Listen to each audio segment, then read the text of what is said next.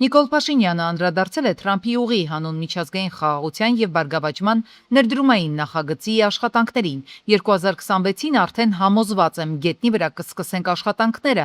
Իմ հաշվարկով ամենաարագը կլինի էլեկտրահաղորդման գծերը շահագործման հանձնելը եւ իմիջիայլոց այս նախագիծն էլ բազմաթիվ աշխատատեղեր է ստեղծելու։ Ես հույս ունեմ, որ մենք կապահովենք աշխատատեղեր Հայաստանի քաղաքացիների միջոցով եւ ընկերությունները ստիպված չեն լինի այլ երկրներից աշխատուժ ներգրավել, նշել է Փաշինյանը։ Ադրբեջանի եւ Հայաստանի միջև խաղաղությունը փաստացի արդեն գոյություն ունի։ Այս մասին հայտարարել է Ադրբեջանի նախագահը Լատվիայի նախագահի հետ մամուլի ասուլիսում արված հայտարարության մեջ։ Նա նշել է, որ Սպիտակ տանը համատեղ հռչակագրի ստորագրումից ի վեր բազմաթիվ իրադարձություններ են տեղի ունեցել։ Սկսվել են առևտրային հարաբերություններ, մասնավորապես նավթամթերքի արտահանում Ադրբեջանից Հայաստան, նշելով Ադրբեջանի եւ Հայաստանի քաղաքացիական հասարակության եւ ԶԼՄ-ների ներկայացուցիչների միջև փոխադարձ այցերի եւ հանդիպումների մեկնարկի մասին։ Երկրի ղեկավարը նաև ընդգծել է, որ դա նպաստում է իրավիճակի կարգավորմանը։ Արցախի միությունը հայտարարել է, որ Ստեփանակերտում եկեղեցիների ավերումը հայկական մշակութային ժառանգության նպատակային ոչնչացման շարունակություն է եւ այն որակվում է որպես մշակութային ցեղասպանություն։ Կազմակերպությունը նշում է, որ այս գործողությունները խախտում են միջազգային կոնվենցիաները եւ դատական որոշումները, մեղադրելով միջազգային հանրությանը անգործության մեջ։ Հայտարարությամբ պահանջվում է դիմել միջազգային դատարաններ, կիրառել պատժամիջոցներ, Ադրբեջանի նկատմամբ ապահովել միջազգային դիտորդների մուտք եւ մշակութային ժառանգության հարցը դարձնել բանակցությունների առաջնահերթություն։ Մարդու իրավունքների պաշտպանի մանդատն ու լիազորությունները տարածվում են միայն Հայաստանի Հանրապետության տարածքում իրականացվող գործընթացների վրա։ Հայաստանի ՄԻՊ գրասենյակը արձագանքել է Ռուբեն Վարդանյանի հրապարակած ուղերձին, որում Արցախի նախկին պետնախարարը խնդրել է օմբուդսմենին դիտարկել Բաքու այցի հնարավորությունը։ ՄԻՊ պատասխանում նշված է, որ օմբուդսմենի գրասենյակը անկախ կառավարության մաս չկազմող հաստատություն է, ՄԱԿ-ի կողմից հավատարմագրված կարգավիճակով։ ՄԻՊ-ը չի կարող իրականացնել արտաքին քաղաքականություն կամ բանակցել պետության անունից։ Ազատությունից զրկման վայրերում մշտադիտարկման այցեր իրականացնելու իրավասություն ՄԻՊ-ը ունի միայն Հայաստանում։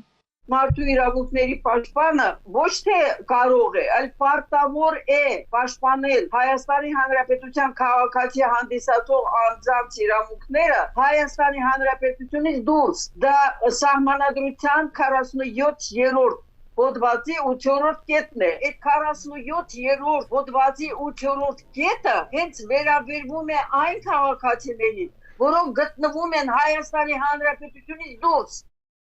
Մենք Հայաստան-Ադրբեջան գործարքը կնքեցինք 6 շաբաթում, նրանք պատերազմում էին 37 տարի։ Այս մասին Մայամիի համալսարանում անցկացված համաժողովի ժամանակ ասել է ԱՄՆ նախագահի հատուկ ներկայացուցիչ Ստիվ Ուիթքոֆը։ Ադրբեջանն ու Հայաստանը, որոնց հարցով մենք աշխատում էինք այդ գործարքի շուրջ նախագծի անունից, ամենահեշտ գործարքն էր, որովհետև New York Times-ը դրա մասին չգիտեր։ Ուստի նրանք չէին կարող որևէ վատ բան ասել մեր արածի մասին։ Մենք այդ գործարքը կնքեցինք 6 շաբաթում, նրանք պատերազմում էին 37 տարի, իսկ հիմա Հայաստանի վարչապետը եւ Ադրբեջանի նախագահ Ալիևը լավ ընկերներ են միավորված նախագահ Թրամփի կողմից, նշել է Ուիթքոֆը։ Հայաստանի եւ Ադրբեջանի միջև ոչ թե խաղաղության կոնֆլիկտի հանգուցալուծման, այլ մի կողմի, տվյալ դեպքում Ադրբեջանի սեփական պահանջները պարտադրելու օրակարգ է, որը հետագայում ունենալու է ռետրոակտիվ էֆեկտ, վերլուծում են հայ քաղաքագետները։ Բելգիայի եւ Նիդերլանդների խորհրդարանների կողմից արցախայության վերադարձին նրանց իրավունքին վերաբերող բանաձևերի ընդունումից հետո Ադրբեջանի բարձրացրած ձայնը ըստ մասնագետների խոսում է ոչ թե համապարփակ, այլ կարճաժամկետ խաղաղության մասին։ Միևնույն ժամանակ փորձագետները համարում են, որ եվրոպական երկրների ընդունած բանաձևերը չունեն իրավական ուժ, դրանք ընդամենը քաղաքական ակտ են։ Բաքուն համարում է, թե ընդունված բանաձևը Ադրբեջանի ինքնիշխանության, տարածքային ամբողջականության, Ադրբեջանի եւ Հայաստանի միջև ընթացող խաղաղության գործընթացի խաթարմանն ուղղված անպատասխանատու փորձ է։ Ադրբեջանում այնքան այսպես վախենում են եւ վախերը նաև պայմանավորված են հենց այն հանգամանքով, որ իրենք լավ հասկանում են, որ կոնֆլիկտը լուծված չէ, խնդիրը լուծված չէ, չկա համապարփակ կարգավորում եւ ցանկացած իրավիճակում այն կարող է վերադառնալ միջազգային օրակարգ։ Կառավարությունը հայտնում է, որ Հայաստանում տեղակայվող Եվրամիության նոր քաղաքացիական առաքելությունը կապ չունի նախընտրական շրջանի հետ եւ նախատեսված է 2 տարի ժամկետով։ Այն ուղղված է տեղեկատվական դիմակայության բարձրացմանը եւ հիբրիդային սպառնալիքներին, այդ թվում ապատեղեկատվության եւ կիբեր հարձակումների դեմ պայքարին։ Հայաստանը ամենահամեստ գնահատականներով կորցնելու է իր հնայի 23%-ը, եթե միանա Եվրամիությանը, ասել է Ռուսաստանի Դաշնության անվտանգության խորհրդի քարտուղարի տեղակալը։ Ալեքսեյ Շևցովի խոսքով աշխատաշուկայի զանգվածային կրճատումը 10.5%-ային կետով, իսկ գնաճը 22.6%-ային կետով հանգեցնելու է կենսամակարդակի զգալի անկմանը, իսկ ներքին սպառումը նվազելու է առկա մակարդակից ավելի քան 20%-ով։ Ռուսական կողմը ակնկալում է նաև էներգակիրների, այդ թվում բնական գազի գնաճի հետագա աճ։ Մասնագետները պնդում են, որ փոքր տնտեսությունների ինտեգրումը Եվրամիության կազմում բացասաբար է անդրադարձել պետությունների վրա, կրելով վնասներ։ Հաշվարկների առաջին իսկ հետև ուսումնասիրությունը ցույց է տալիս, որ մենք ունենք լուրջ ռիսկ արտաքին ապրանքաշրջանառության հետ կապված։ Եթե ռուսական շուկա չեն կարողանալու արտահանել, ներմուծել, դա տալու է առաջին հերթին արտարժույթի հոսքի դադար, հետևանքը լինելու է ամերիկյան դոլարը հայկական դրամի նկատմամբ արժևորվելու։ Եվրոպական միության մեջ ճիշտ է, կան հզոր երկրներ, ֆինանսական լոկոմոտիվներ, որոնք որոշակիորեն նոր երկրներին տալիս են ինչ-որ անվտանգության բարձիկներ, բայց դա հավիտենական չի շարունակվում եւ որպես կանոն այդ երկրներից բնակչությունը կամաց կատարվում է։ Գյուրջան Կասկադ 60 ամիս փուլային վճարում բազմաթիվ առավելություններ։ 2028-ից կենսաթոշակները չեն լինի սպառողական զամբյուղից ցածր։ Այս մասին հայտարարել է վարչապետ Նիկոլ Փաշինյանը։ Նա նշել է, որ ներկայում արդեն միջին կենսաթոշակը գերազանցում է սպառողական զամբյուղը, ընդգծելով, որ սա կարևոր փոփոխություն է սոցիալական ապահովության ոլորտում։ Կենսաթոշակների աճին նպաստել է նաև հետվճարի համակարգը, որի արդյունքում միջին կենսաթոշակը որոշ դեպքերում մոտ 10%-ով գերազանցում է սպառողական զամբյուղը։ Հանրային ծառայությունները կարգավորող հանձնաժողովի նիստում ընդունվել է հեծի նոր բաժանորդ դառնալու սակագները ֆիզիկական եւ իրավաբանական անձանց համար մինչեւ 40%-ով նվազեցնելու, իսկ էլեկտրաէներգիայի հզորությունների ավելացման համար կամ նոր հզորությունների միացման վճարները մինչեւ 55% նվազեցնելու որոշումը։ Այս մասին հայտնել է հեծի տնօրենի պաշտոնակատար Ռոմանոս Պետրոսյանը։ Որոշումը ուժի մեջ կմտնի այն հրապարակելու հաջորդ օրը, նշել է Պետրոսյանը։ Մենք այս մասին դեռևս հայտնել էինք ամիսներ առաջ, որ կա մենք չէ ավելի շուտ հեծի ղեկավար կազմը, որ նախնական այդ ուսումնասիրությունների արդյունքում տեսել էր այդպիսի հնարավորություն, բարձրաձայնել էր, բայց բնականաբար մենք դեռ այդ ժամանակ չէին կարող նման որոշում կայացնել, որովհետև նման որոշումները որոշակի գործընթաց են անցնում, ինչ որ մեկ օրում մեկի ասածը միանգամից չի կարող հիմք հանդիսանալ։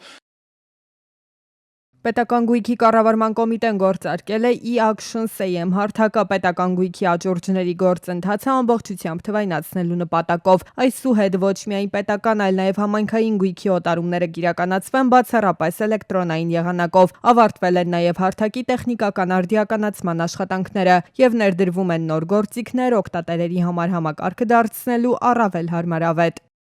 Հայաստանում ոստիկանության բարեփոխումները չեն վերացրել անհամաչափ ուժի կիրառման եւ անպատժելիության մտահոգությունները։ Գնահատականը Amnesty International-ինն է։ Հրապարակած զեկույցում նշում են, որ 2024-ի մայիս-հունիս ամիսներին տեղի ունեցած բողոքի գործողությունների ընթացքում խախտվել են մարդկանց իրավունքները, քրեական վարույթներ, իրավապահները հարուցել են միայն ցուցարարների դեմ, իսկ ոստիկանները պատասխանատվության չեն ենթարկվել։ Կազմակերպության գնահատմամբ իրականացված բարեփոխումները դեռևս չեն ապահովել բավարար հաշվետվողականություն։ Ամերիկացի հետազոտողների խումբը Արարատ լեռան մոտ գտնվող դուրուփնար կազմավորման տարածքում ըստ իրենց հայտարարության հայտնաբերել է թունելների եւ կենտրոնական խոռոչի կառուցվածք, օգտագործելով գետնանցող ռադար եւ այլ տեխնոլոգիաներ։ Հետազոտողները դա կապում են աստվածաշնչյան Նոյի տապանի նկարագրության հետ, նշելով նաեւ հողի անոմալիաներ եւ բուսականության տարբերություններ։ Նախատեսվում են լրացուցիչ ուսումնասիրություններ եւ հնարավոր պեղումներ կառուցվածքների բնույթը պարզելու համար։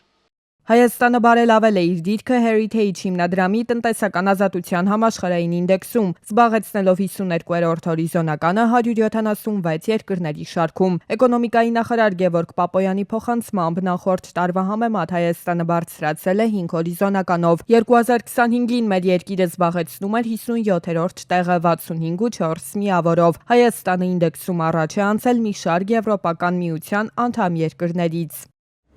Թրամփը հայտարարել է, որ Իրանի հետ հրադադարը երկարաձգվում է Պակիստանի խնդրանքով։ Իրանի կառավարությունում լուրջ պառակտում է, ինչը զարմանալի չէ, գրել է ԱՄՆ նախագահը Truth Social Edge-ում։ Թրամփը իր հերթին նշել է, որ հրադադարն ուժի մեջ կմնա, մինչև Թեհրանը Վաշինգտոնին ներկայացնի խաղաղության իր պայմանները։ Նախագահը նաև հայտարարել է, որ չնայած հրադադարի երկարաձգմանը կշարունակվի Հորմուզի նեղուցի շրջափակումը։ Իրանը չի խնդրել Միացյալ Նահանգներին երկարաձգել Միացյալ Նահանգների նախագահ Դոնալդ Թրամփի հայտարարած հրադադարը, հաղորդել է իրանական 19 լրատվականը։ Իսլամաբադում Թեհրանի եւ Վաշինգտոնի ներկայացուցիչների միջև բանակցությունները հնարավոր կլինի անցկացնել, երբ Միացյալ Նահանգները վերացնի իրանական նավահանգիստների շրջափակումը, հայտարարել է ՄԱԿ-ում Իրանի մշտական ներկայացուցիչը։ Ավելի վաղ Թրամփը հայտարարել էր, որ Միացյալ Նահանգները առայժմ կհետաձգի Իրանի դեմ նոր հարվածները, բայց չի վերացնի իրանական նավահանգիստների ծովային շրջափակումը։ Իրանի խորհրդարանի խոսնակի խորհրդականի խոսքով Թրամփի առաջարկած հրադադարի երկարաձգումը ոչինչ չի նշանակում։ Նա ասել է, որ պարտվող կողմը չի կարող պայմաններ թելադրել։ Շրջափակման շարունակումը ոչնչով չի տարբերվում ռմբակոծությունից եւ պետք է բախվի ռազմական պատասխանի։ Իրանի խորհրդականի խոսնակը նաեւ հավելել է, որ Թրամփի առաջարկած հրադադարի երկարաձգումը անկասկած խորամանկություն է, անակնկալ հարձակման համար ժամանակ շահելու համար, եւ ժամանակն է, որ Իրանը նախաձեռնությունը ստանձնի։ Թուրքիայի զինված ուժերի ծանր տրանսպորտային ուղղաթիռը կործանվել է Անկարայում, այս մասին հայտնել են տեղի լրատվականները։ Նշվում է, որ պատահարը տեղի է ունեցել ուսումնական թռիչքի ժամանակ։ Նախնական տվյալներով անձնակազմը չի տուժել։ Իշխանությունները վստահեցրել են, որ կործանման պատճառը կպարզվի հետաքննության արդյունքում։ Զինված հարձակում տղամարդը սպանել է կանադայի քաղաքացու կրակ բացելով մեքսիկական թեոտիոական բուրգերի մոտ, իսկ հետո ինքնասպան է եղել։ Հայտնի է նաև հրաձգության հետևանքով 13 տուժած զբոսաշրջիկների մասին։ Բյուրեղավանում Սամվել Վարդանյան փողոցում գտնվող շենքերում ապրող մի քանի բնակիչ է թունավորվել։ Այդ քաղաքի Անդրանիկ Պետրոսյան պոլիկլինիկայի տնօրենի խոսքով աշխատակիցները մոտ 30 կանչով եղել են Բյուրեղավանի տարբեր հասցեներում։ Մի մասին տեղում են օգնություն ցուցաբերել, մի մասին էլ տեղափոխել են պոլիկլինիկա, իսկ 2 հոգու շտապօգնության մեքենայով Աբովյան բժշկական կենտրոն են տարել։ Մեր ինֆեկցիոնիստը գիշերը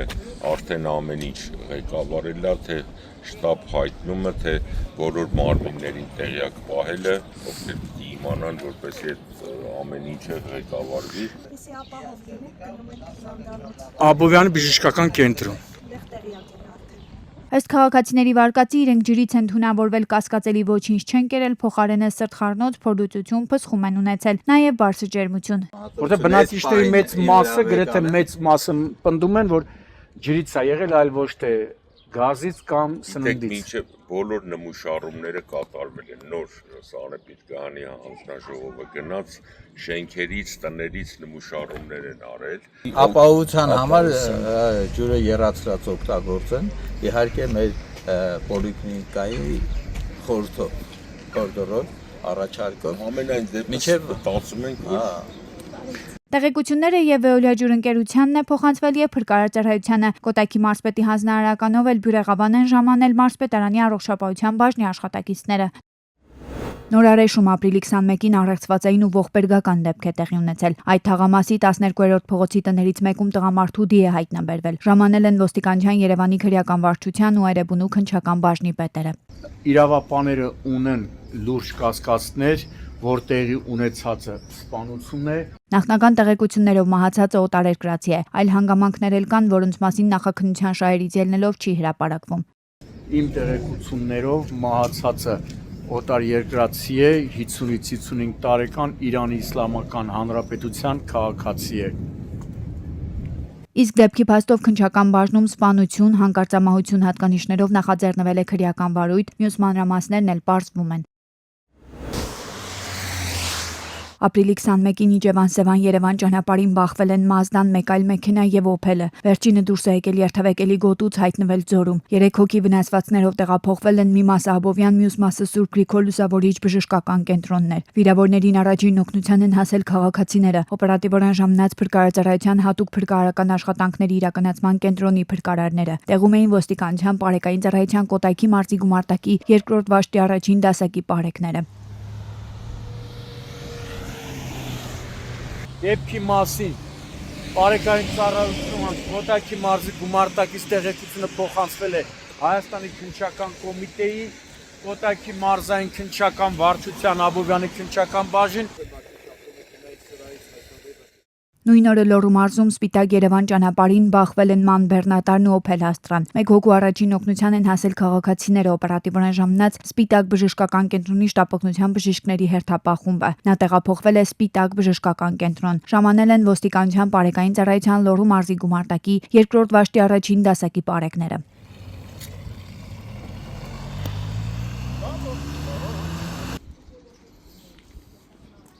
Եվ նոր վարչական շրջանում նորից մեքենա են թալանել։ Թոթովենցի Ներփանցք 3 կոտրակ 1 շենքի 32-ամյա բնակիչը աշխատանքի գնալիս է նկատել, որ բակում կայանված իր կողմից շահագործվող Chevrolet Volt-ը թալանել են։ Ժամանել է ոստիկանության Նոր-Նորքի բաժնի հերթապահ խումբը։ Հիշեցնենք, որ Նոր-Նորքում էլի են մեքենաներ թալանել, բայց այդ գործերի մեծ մասը այդպես էլ մնացել է չբացահայտված։ Ժամանել են նաև ներքին գործերի նախարարության ոստիկանության քրեական ոստիկանության գլխավոր վարչության Երևանի քրեական